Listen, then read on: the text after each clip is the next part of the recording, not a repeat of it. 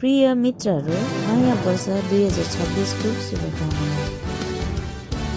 हामीले नयाँ वर्षलाई कसरी स्वागत गर्छौँ भन्ने कुराले कहिलेकाहीँ हाम्रो वर्षभरिको यात्रालाई तय गर्छ। यसै 43 अध्याय 18-19 पदमा बाइबलले भन्छ, बितेका कुराहरूलाई भुल, उहिलेका कुराहरूलाई विचार नगर। हेर, म एउटा नयाँ कुरा गर्दैछु। परमेश्वरले हामीलाई पछाडिका कुराहरूलाई छोडेर उहाँले तयार गरिरहनु भएको कुरामा अगाडि बढ्न आमन्त्रित गर्दै हुनुहुन्छ। जबसम्म तपाईँ पुराना कुराहरू समय राख्नुहुन्छ, तबसम्म नयाँ कुरा अनुभव गर्न सक्नुहुन्न।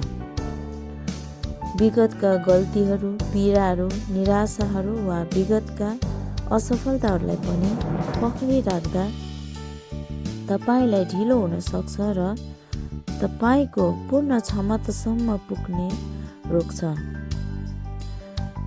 गत वर्षले जे ल्यायो, राम्रो वा नराम्रो, त्यसलाई पछाडि छोडिदिनुहोस्। तितोपन र दोष त्याग्नुहोस्। आफूलाई क्षमा गर्नुहोस्, अरूलाई क्षमा गर्नुहोस् र अगाडि बढिरहनुहोस्। नयाँ वर्षमा परमेश्वरसँग तपाईका लागि नयाँ, ठुलो र सुन्दर योजनाहरू छन्। प्राय हामी नयाँ कुराहरूलाई चिन्न असफलता हुन्छौँ, किनकि हामी त्यसलाई पुरानै रूपमा देखिन अपेक्षा गर्छौँ। तर परमेश्वरको नयाँ कुराले तपाईलाई आफ्नो आराम क्षेत्रबाट बाहिर निस्कन र अपरिचित क्षेत्रहरूमा हेर्न आग्रह गर्न सक्छ। विश्वासका साथ अगाडि बढ्न तयार हुनुहोस्। नयाँ कुरा अनिश्चित लागे तापनि, बाटो फरक देखिए तापनि नयाँसँग नडराउनुहोस्। साहसका साथ यसलाई अँगालो हाल्नुहोस्।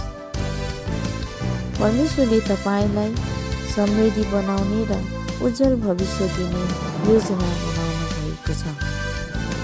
त्यसैले यसोमा भरोसा राख्नुहोस् र आशा, आत्मविश्वास तथा अपेक्षा सहित सन् 2026मा प्रवेश गर्नुहोस्।